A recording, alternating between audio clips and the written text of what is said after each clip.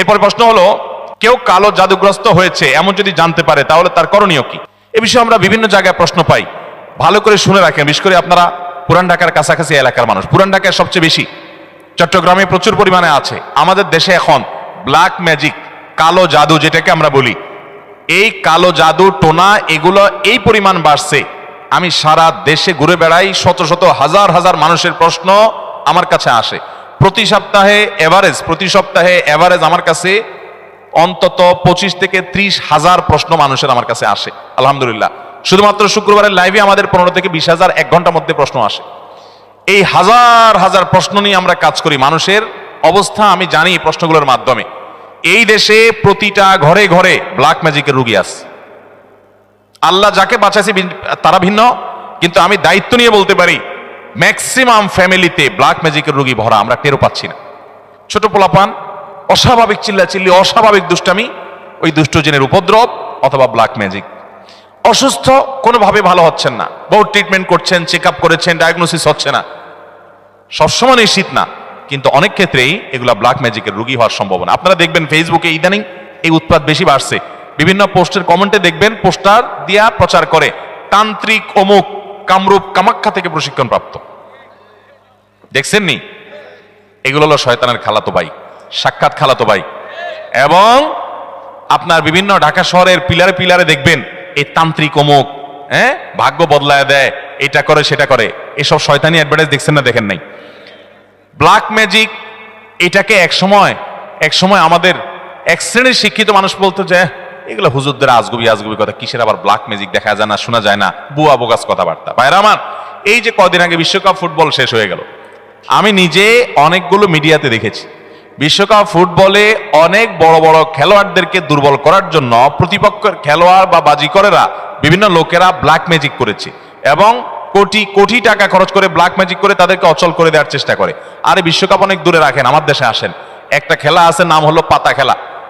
আপনি গুগলে সার্চ দিয়ে যে পাতা খেলা দেখলে আপনি পাবেন। আমি সার্চ দিয়ে অন্তত 2-4-5টা জাতীয় দৈনিকের রিপোর্ট, প্রতিবেদন, এই খেলার আদ্য পান্ত জেনে তারপরে কথা বলছি। আমি আলহামদুলিল্লাহ ওই ফেসবুকে ঠুনকো ঠানকো কোথায় কি পাইছি টাইছি এগুলো নিয়ে আমি কথা বলি না, বক্তব্য দেই না। আমি চেষ্টা করি যেটা বলবো সেটা জেনে শুনে দায়িত্ব নিয়ে তারপরে আমি বলার চেষ্টা করি। এই পাতা খেলার উপরে আমি অনেক পড়াশোনা ঘাটাঘাটি করেছি, অনলাইনে অনেক আর্টিকেল পড়েছি, অনেক প্রতিবেদন পড়েছি।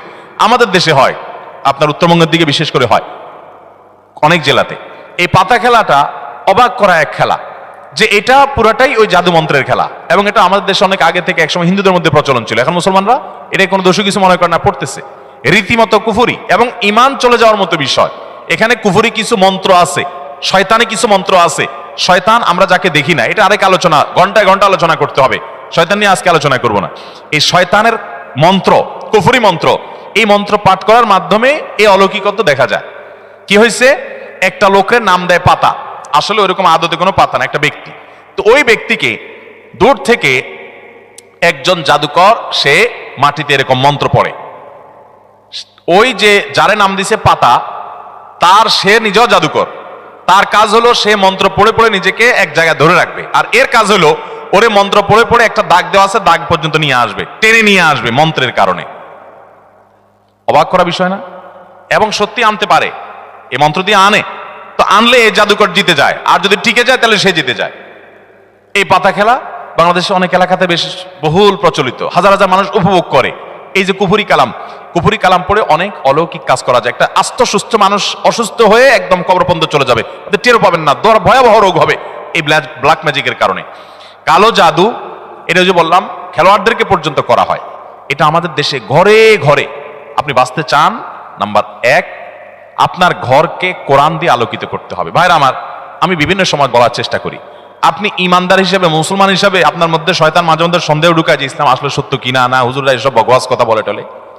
আপনার ইমানের মধ্যে যদি কোনো প্রকার সংশয় শয়তান সৃষ্টি করতে চায়, আমি আপনাকে দায়িত্ব নিয়ে আল্লাহর শপথ করে বলতে পারি, এই কোরআন হলো এমন এক জীবন্ত মিরাকল, জীবন্ত মুজিজা। এই কোরআনের অলৌকিকত্ব দেখার পর আপনি ইমান আনতে বাধ্য হবেন। পৃথিবীতে যত বেঈমান মুসলমান হয়, যত কাফেররা ইমান আনে, তাদের বেশিরভাগ দেখবেন এই কোরআন যখন নির্মোহভাবে আগাগোড়া পড়ে ফেলে, সে এর কাছে মাথা নত করা ছাড়া কোনো উপায় থাকে না। ওমর রাদিয়াল্লাহু তাআলা আনহুর মতো জাদ্রেল মানুষ যাচ্ছিলেন নবী করিম সাল্লাল্লাহু আলাইহি ওয়াসাল্লামকে হত্যা করার জন্য, বোনের বাসায় যায় দেখে বোন তেলাওয়াত করতেছে, আওয়াজ শুধু শুনছে, তেলাওয়াত শুনেই পাগল হয়ে গেছে। আরে এ তো সাধারণ কোনো কথা না, আকৃষ্ট হয়ে গেছেন।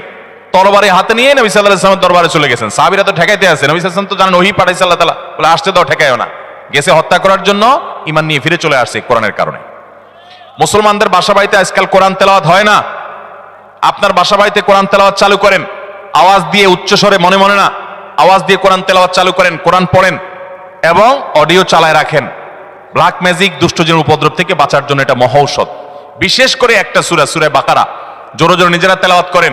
তেলাওয়াত করতে পারেন না তো অডিও চালায় রাখেন। সূরা বাকারার তেলাওয়াত যত বেশি ভাষায় চালু করে রাখবেন, নবী সাল্লাল্লাহু আলাইহি ওয়াসাল্লাম হাদিসে বলা আছে দুষ্টজিন এবং শয়তান ভাষায় প্রভাব ফেলতে পারবে না। এক। দ্বিতীয় আমল, তাহলে কোরআন বেশি বেশি পড়বেন, বিশেষ করে সূরা বাকারা। দ্বিতীয় আমল হলো সকাল সন্ধ্যার দোয়া এবং জিকির, এগুলা নিয়মিত পড়বেন, এগুলা রক্ষা কবচের মতো কাজ দেয়। তৃতীয় আমল হলো ঘরের মধ্যে কোনো হারাম জিনিস রাখবেন না, ছবি টবি এটা সেটা রাখবেন না, এবং গুনাহমুক্ত রাখবেন বা ঘরকে। 4 নম্বর আমল হলো যতবার বাসায় ঢুকবেন বিসমিল্লাহ পড়ে ঢুকবেন, বের হওয়ার সময় বিসমিল্লাহ পড়ে বের হবেন। টয়লেটের দরজাগুলো বন্ধ রাখবেন, ঢুকতে বিসমিল্লাহ পড়ে বের ঢুকবেন, এই দোয়া পড়ে ঢুকবেন, বের হওয়ার সময় দোয়া পড়ে বের হবেন। খাওয়ার সময় বিসমিল্লাহ পড়ে খাবেন, প্রত্যেকটা কাজে বিসমিল্লাহ করবেন, শয়তান অংশগ্রহণ করতে পারবে না ইনশাআল্লাহ। আর বিশেষভাবে 3 কুল সকাল সন্ধ্যা, কুল হুয়াল্লাহ, কুল আযুল ফালাক, কুল রাব্বিন নাস, 3 বার সকাল সন্ধ্যার আমলের মধ্যে এটা চলে আসছে। আলাদা করে এটা রাতে, সকাল সন্ধ্যায় বিভিন্ন সময় পড়বেন ইনশাআল্লাহ। বিদিন আল্লাহ তাআলা এই দুষ্ট জিন এবং ব্ল্যাক ম্যাজিক থেকে বেঁচে থাকার তৌফিক দান করবেন।